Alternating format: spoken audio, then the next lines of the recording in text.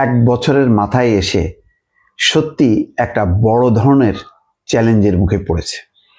কি সেই চ্যালেঞ্জ দর্শক, সেই কথা বলছি, একটু ধৈর্য ধরে আশা করি শুনবেন। বিশ্লেষণগুলো পছন্দ হলে বলবেন যে সঠিক বলেছি, পছন্দ না হলেও মন্তব্য দেবেন। অর্থাৎ পক্ষে বিপক্ষে দুই মতই আপনাদের কাছ থেকে চাই। আজকে 8ই আগস্ট 1 বছর পূর্ণ হলো।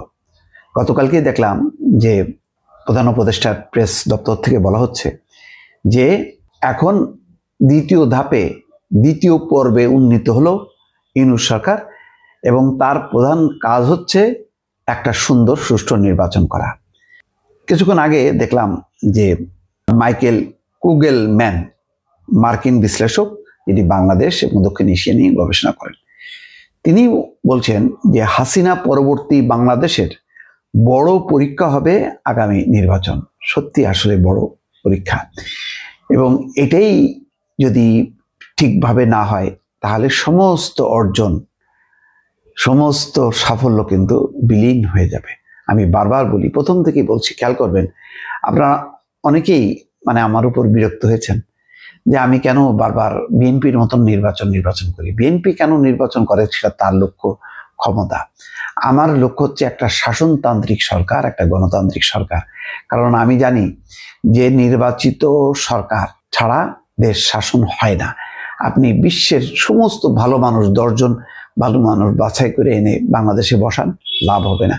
কারণ তার সাথে সমন্বয় রেখে যে নিচ থেকে শুরু করে কেন্দ্র পর্যন্ত যদি আপনার টিম না থাকে তাহলে আপনি সরকার চালাতে পারবেন না। সেই কারণে আমি বারবার বলি যে ডক্টর মোহাম্মদ ইউনূস নিঃসন্দেহে একজন ভালো মানুষ, এবং দেশে বিদেশে তার উজ্জ্বল ভাবমূর্তি আছে, কিন্তু সেটাই শেষ না।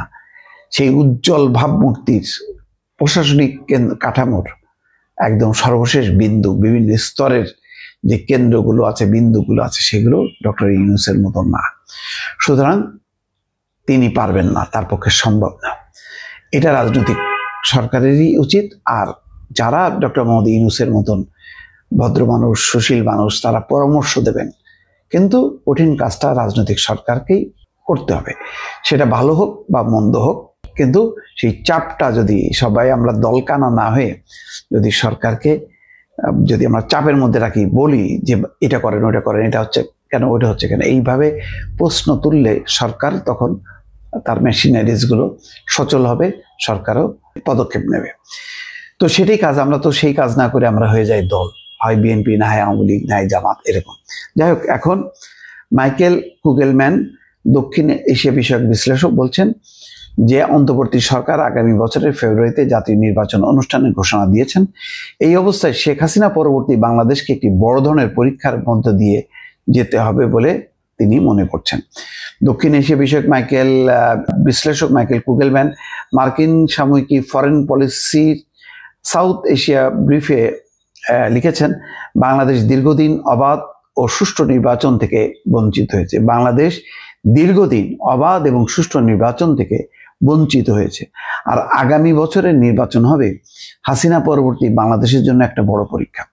চ্যালেঞ্জগুলো হলো এই যে, দেখেন, এখানে জামাতের পার্টিসিপেশনটা কেমন হবে, জামাতের নেতৃত্বে জোটগুলো ঠিক মতন আসবে কিনা, এনসিপি কি অবস্থান হবে, বিএনপি অবশ্যই তার নির্বাচনটা সম্পন্ন করতে গেলে তার বিপুল সংখ্যক প্রার্থী, সেগুলোকে কিভাবে সমন্বয় করবে, কিভাবে চাপ মুক্ত রেখে দলকে যাতে প্রশাসনের উপর প্রভাব বিস্তার না করতে পারে সেইটা মুক্ত রেখে কিভাবে তারা অন্য প্রতিযোগীদের মতো একই আচরণে, একই ব্যবহারে, একই অধিকারে নির্বাচনে কিভাবে পার্টিসিপেট করবে, এটাও একটা বড় পরীক্ষা।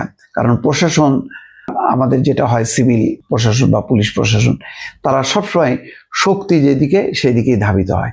তো সেইটা কতখানি নিয়ন্ত্রণ রাখতে পারবে সরকার, এটা একটা চ্যালেঞ্জ। আর একটা বড় চ্যালেঞ্জ যে আওয়ামী লীগ কি নির্বাচনে অংশ নিতে পারবে কি পারবে না। যদি নির্বাচনে অংশ নিতে পারে তাহলে সেটাকে কেন্দ্র করে কি পরিস্থিতি তৈরি হবে, ভিন্ন একটি রাজনৈতিক পরিস্থিতি। আবার যদি ইলেকশনে না অংশ নেয় তখন আন্তর্জাতিক সম্প্রদায় এটা কিভাবে নেবে, অনেকগুলো প্রশ্নের আসলে মীমাংসা হবে। আগামী নির্বাচনটা কিভাবে, কত দক্ষতার সাথে সুন্দরভাবে অংশগ্রহণমূলকভাবে ইউনূস সরকার সম্পাদন করতে পারেন কিনা। দর্শক ভালো থাকবেন, আল্লাহ হাফেজ।